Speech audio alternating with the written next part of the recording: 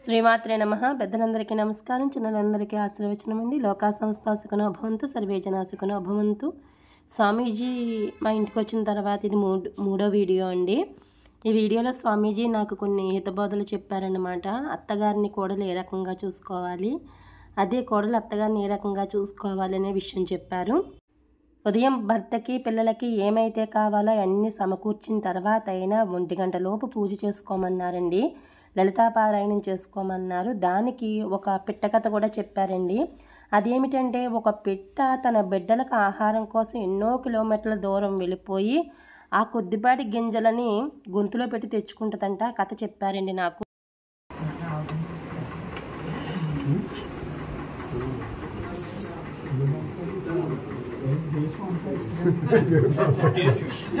శ్రీమాత ఎంత ఖర్చు పెట్టుకొని ఎంతకు వెళ్దాం. శ్రీమాత కట్టించుకోవాలండి. ఇంకా డబ్బులు సరిపోక ఆపేస్తాను. అమ్మ అనుగ్రహం ఎప్పుడు ఇస్తే అప్పుడే అండి. శ్రీమాత నా ఇల్లు పావనం అయిపోయింది స్వామీజీ. అమ్మ అనుగ్రహం. బాగా వచ్చింది 2 సెంట్లు. ఆ మంత్రానికి అర్థం తెలుసుకొని ఆ భర్త కూడా మనం సేవ చేసుకొని ఆయన టైంకి ఇంత ఆహారం మనం అర్థం చేసేసుకొని వాళ్ళకి పెట్టేసి వాళ్ళని పంపేసి మనం హాయిగా 12 గంటల వరకు చెప్పం చేసుకున్నప్పుడు ఎవరు పిల్లలు స్కూల్కి వెళ్ళిపోతారు, భర్త పనికి వెళ్ళిపోతాడు.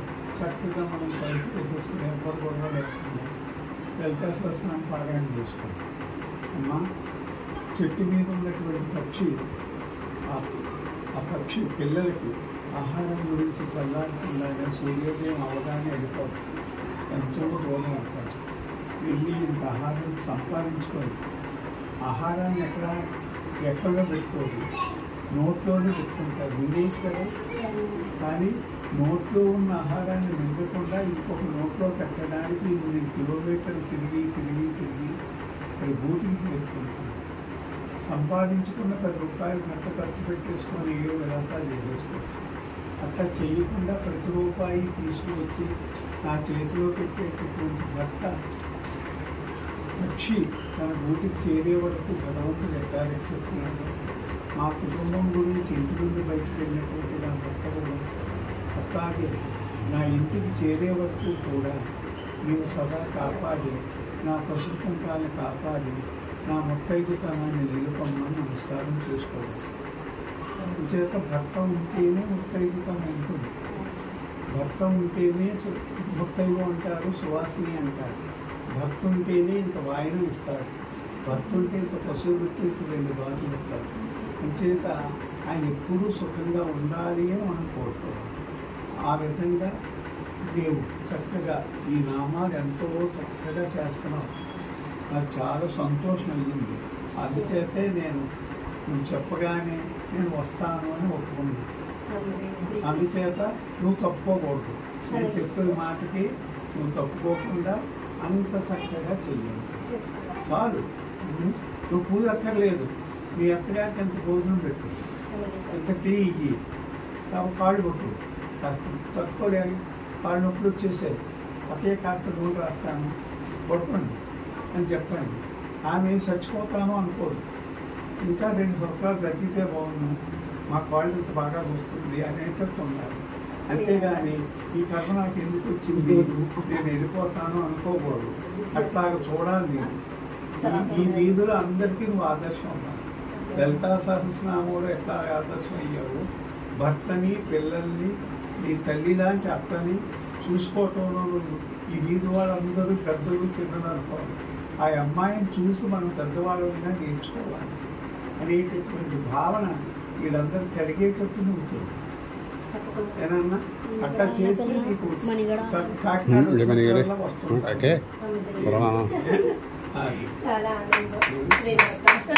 నా మనవరాలకి కడుపు పండించి తల్లిపోయింది కాబట్టి వాళ్ళ తరఫున నేను ప్రార్థన చేస్తున్నాను.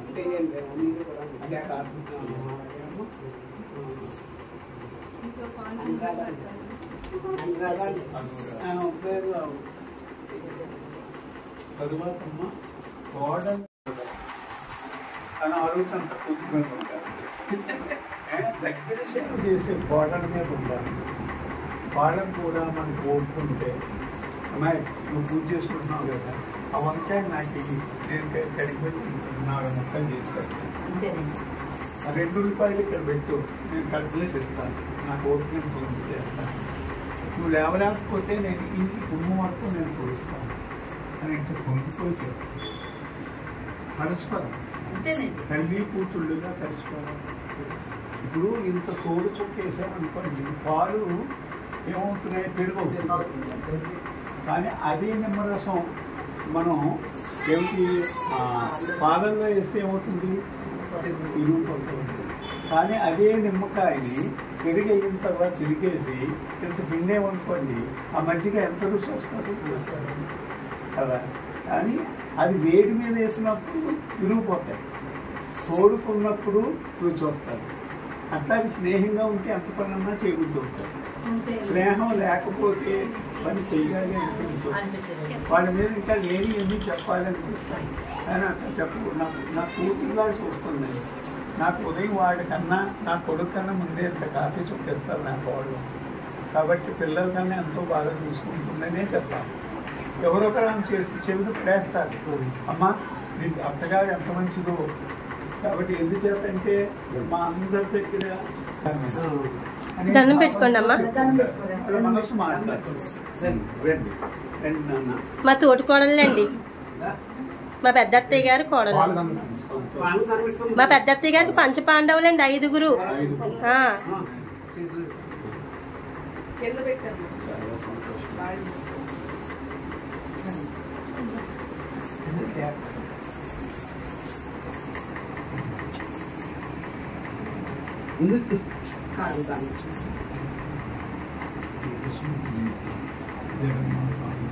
భగవంతుడిని నమ్మండి, ప్రార్థన చేసుకోండి.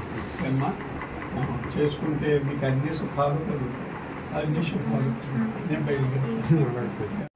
తాతగారికి చెల్లెలండి, ఆవిడ 2 కూతురు నాకే చేసేసారు. హిందూ అందు మార్పులు పెళ్ళిళ్ళు అనమాట. ఈవిడ ఆశ్రడ ఆడగొడుసు అయ్యి ఈవిడ 2 కూతుర్ని మా ఆశ్రడ మా అన్నయ్య గారి అన్నగారి కొడుకోకని అన్నగారి కొడుకోకని చేసేసారు. పుట్టుకోకుండా వెళ్ళిపోయింది కదండి. ఇంకా ఆవిడ కూతుర్లండి, ఆవిడ ఈవిడ 3 కలిసి. ఇంకా ఈవిడ కూతురు మా ఆయన గారికి మేనత్త. మా అత్తగారు ఏమో మేనత్త కొడుకుని చేసుకుంది వేరేలాగే. మా అత్తగారు అక్క ఏమో మామయ్య సొంత మేనమామని చేసుకుని నా పక్కన. ఎందుకు పోలికలు అన్ని ఒకలాగే ఉంటాయి. ఈవిడేమో 5వ అత్తయ్య గారండి. అందరూ కలిసి ఉంటామండి. అందరినీ కలుపుకోవాల్సిన బాధ్యత నీదే. చిన్న వాళ్ళలో పెద్దదానిలా ఉంది. అత్తయ్య మీరు అట్లా నిలబడండి, ఇవన్నీ నేను చేసి పెడతాను. అత్తయ్య అయిన వాళ్ళు అత్తయ్యని, పిన్ని అయిన వాళ్ళని పిన్నిని, అంతా చెప్పుకొని చక్కగా చేసుకోండి. గురువు గారిని ఒకసారి ఇలా అమ్మ ఇలా తల్లి గురువు గారిని చూసుకుంటే. శ్రీమాత మాకు ఇంటికి చేపలు తెచ్చి వర్తరాలండి. శ్రీమాత అమ్మ ప్రసాదం తీసుకో. శ్రీమాత ప్రసాదం తీసుకోండి, అందరూ తీసుకోండి. అత్తి గారిని దండం పెట్టేసుకుని స్వామీజీ చేతులు పెట్టేయండి. కృష్ణ శ్రీ గురు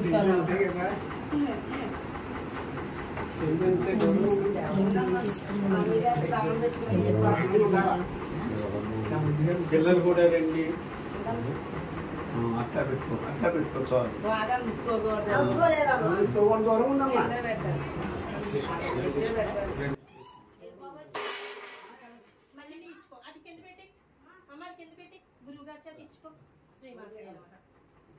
మణి గారన్నా గురుగారు దండం పెట్టుకో, కాలుకి దండం పెట్టుకో.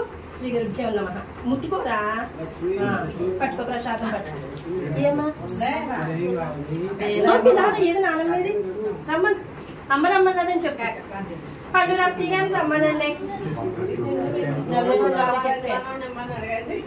మా అత్తగారికి వాళ్ళ అబ్బాయి అనుకోకుండా యేసు మతంలో ఉండిపోయాడండి. ఈ పూజలు చేయమంటే చేయరు. ఇప్పుడు గర్భపాలం లేదు, మా అత్తగారు ఆరాటం. మీరు అనుగ్రహించాలా. 3 సంవత్సరాలు ఈ మంత్రమే శ్రీమాత శ్రీ మహారాజ్య శ్రీమత్ సింహాసనేశ్వరి సిద్ధగ్నికుండ సంభూత ఆ ఒక్క శ్లోకం వాళ్ళకి పేరు చెప్పి చెయ్యి, గర్భం పండుతుంది, మంచి పేరు పెట్టుకుంటారు, మళ్ళీ తిరిగి మన దానిలోకి వచ్చేస్తారు. రావాలండి. నేను రప్పించడానికే నా ప్రయత్నం. వీళ్ళ అత్తయ్య గారు దానికి ఆకర్షింపబడ్డం వల్ల మనవలు కొంచెం అలా ఏర్పడిపోయారండి కొద్దిమంది. మరి నా వంతు కృషి అయితే నేను చేస్తున్నాను. అమ్మదయ్యండి. బయలుదేరుతాం మేము. అవి మళ్ళీ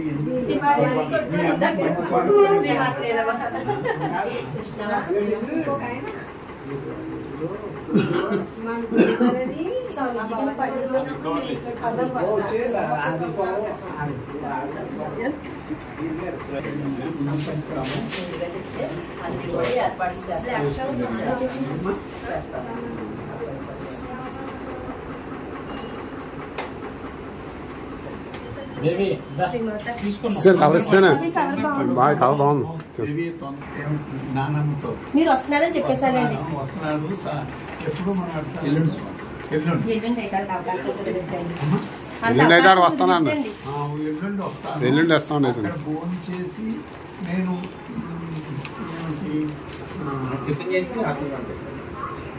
టిఫిన్ వస్తామని చెప్తాను. టిఫిన్ చేస్తారు, భోజనం పట్టుకుని వెళ్ళిపోతారు. అట్లా చెప్పేసాను. మరి డైరెక్ట్ వెళ్దామంటే 2 ఇచ్చేయాలి మేము. అమ్మదయ్య అంతే చాలు. ఎల్లుండి అంటే ఈ రోజు ఆదివారం, మంగళవారం సోమవారం. అత్తయ్య గారు మీకు ప్రసాదం.